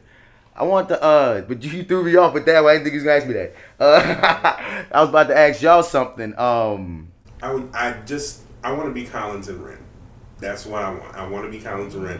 Shout out to Brandon Victor Dixon, who did a damn good job, even though... He should never be on Power. He should not have been fucking any woman and trying to get us to believe that he could fuck a woman. It didn't work. It didn't work. Sorry, man. That's the dude. You watch Power? Who watch? Nigga, that was the one that was with Tasha. Tasha was cheating on what's his name? The lawyer nigga. That nigga, I never... Oh, all right. Did y'all ever believe that he was fucking her, son? No. No, he's a beast theater actor. Every time I've seen him do some theater shit, I'm like, that nigga's amazing. cold. He's been in Hamilton. He was just in Brand. Kill it. He was in Hamilton? Yeah, he was Aaron Burr. He's a beast actor. He just shouldn't try to be straight. That's all. That's it. I'm sorry. What's the nigga name on Power? I forgot. Terry. Fuck Terry. I used to hate Terry, dog. I used to be like, Ghost, fuck him up, dog. Fuck him up, Ghost. He all in your face judging you and shit. Oh, you could be a better man. Bitch, you fucking my wife. Ooh, I hated Terry, dog. My bad sidebar, man, but fuck Terry, man. Shout out that piece of art. Like, give you that that's how I felt, son. It got me, son. And I'm glad that. Oh, that's a whole other story, son. But I was about to ask y'all, man. Episode, and I was like, really? I forgot you don't watch Power. Sorry. I did see episodes, and I'm like, are you serious? So this is what everybody is talking about. about. Make me go back and watch it now. It's just about fuck Terry, man. Honestly, dog. Like he need to just get the business, man. All right, so before we let you go, my nigga, who's your influences that made you feel like you could do this shit, like in the game? Whether growing up or even when you was older, like what actors you saw or which TV show you saw, what did you see that made you go, this I know I can do this. I will tell you right now, because even growing up, I was already grown in the game, but Brian Tyree Henry is one of the main ones because from Atlanta Paperboy. Yeah, he's playing. Did that nigga works? Jesus, dog, they're the Rat Pack cast right now, though. Their whole cast from Atlanta is killing it. But not only that, but you see him. I did get the Hercules piece, bitch. You better take it in. Take it in. Ah, Wounds come out sometime next year. It was like, she was cool as fuck too.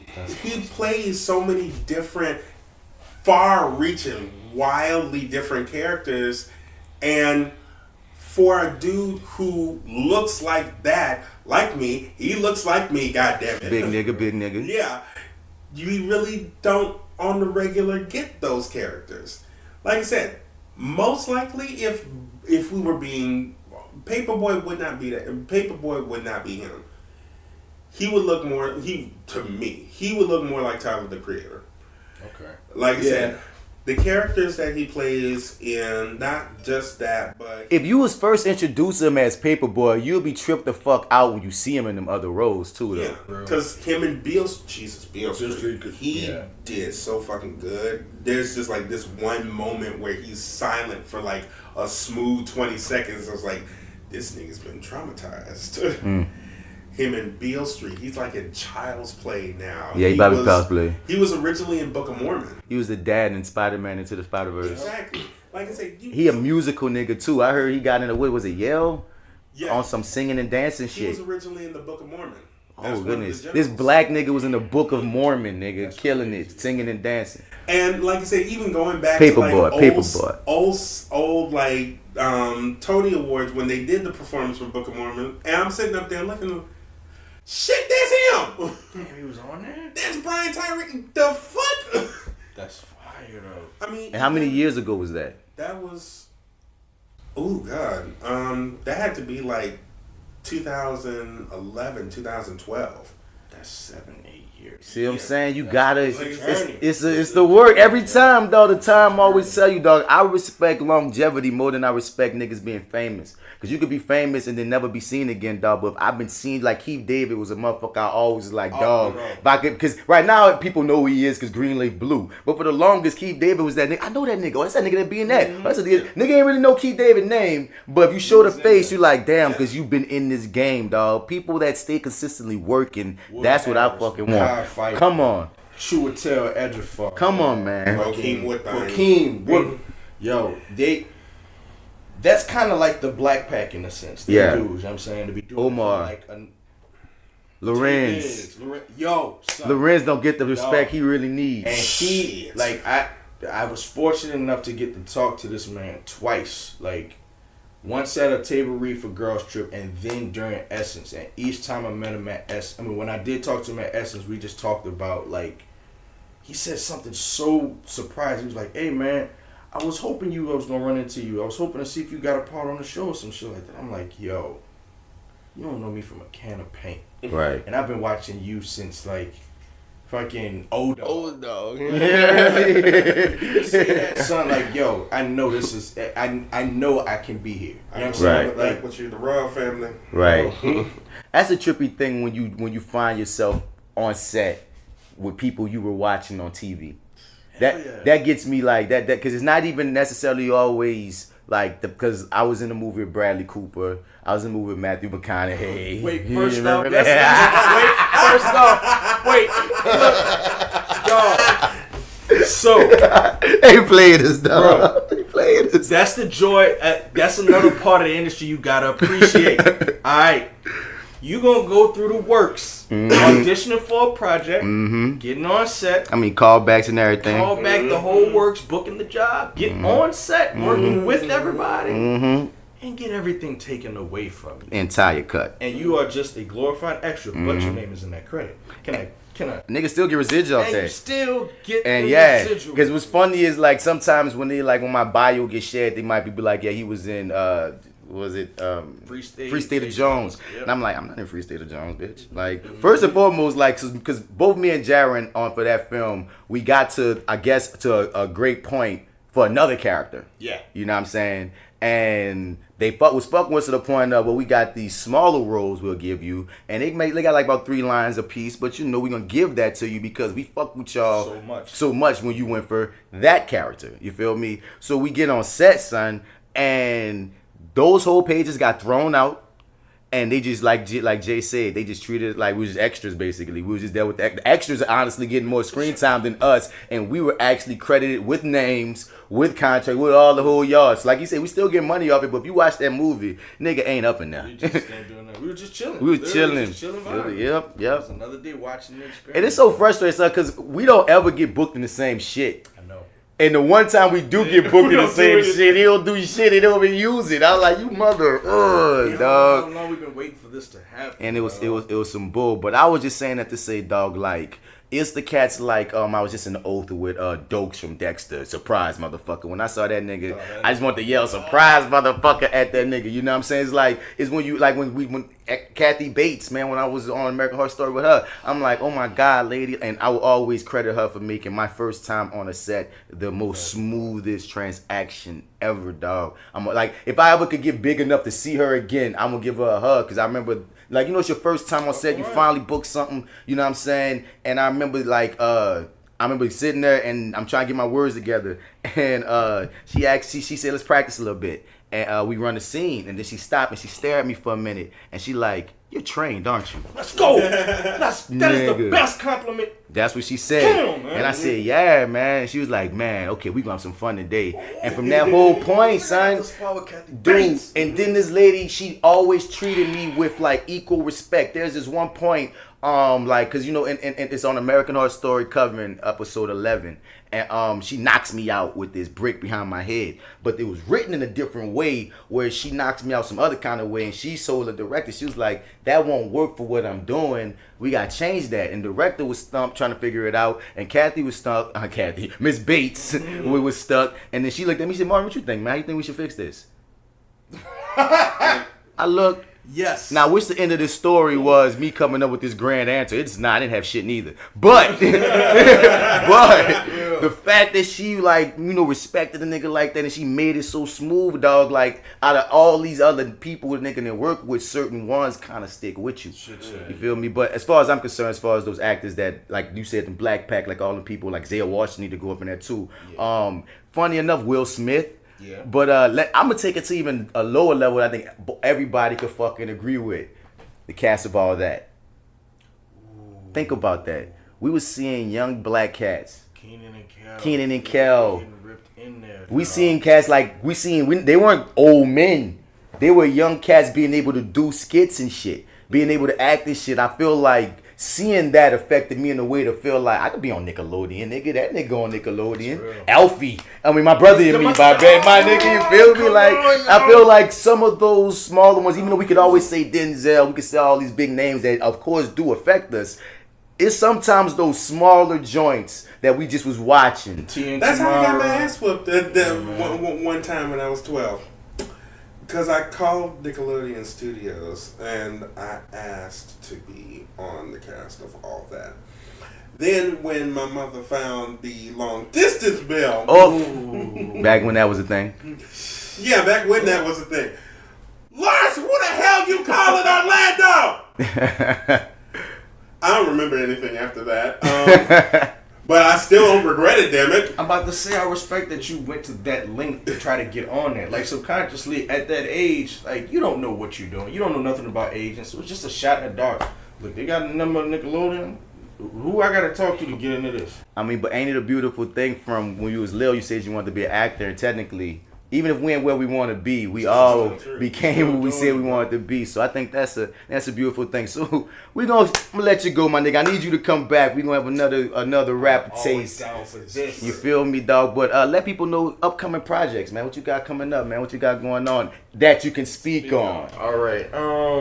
To be truthfully honest, I don't know what I can and can't talk about right now. I mean, he's booked in something. Yes, I'm very fortunate right now, but hopefully the next time I come back, I could have the information to All right, so I'm holding my And that's another thing, too, you have to know. Like, you never know when you can and can't talk about certain things, so it's always good to check right before you do. Real. And if you don't know, don't say anything. Don't do nothing. It's better not to do nothing if you don't know. I mean, that's just straight up deal.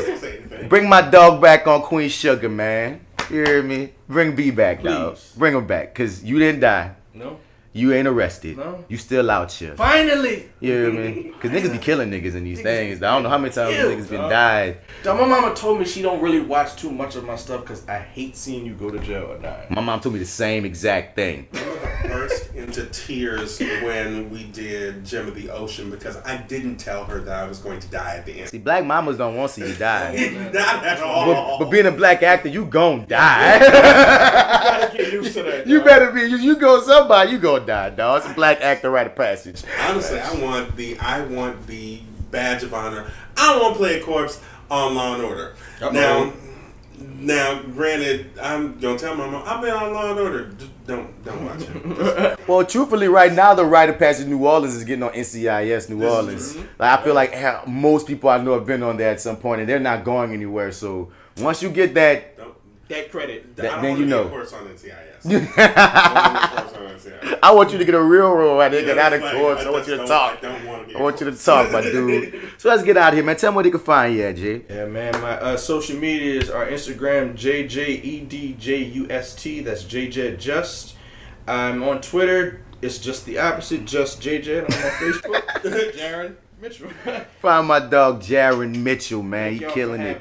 And one thing I did want to touch base on that's a great thing that they told me when I went to California. I think they might have told you this too, man. The Southern market is a good place to start your career. Yes, because they were so surprised by how many credits I was able to accumulate being in this market and just being consistent. So I forgot I wanted to touch base on some part of it because a lot of people feel like you got to run to LA. You got to run to LA. No. And sometimes that's not the best thing to do when you're first starting. Because one of the first things that LA wants to know is, what have you done?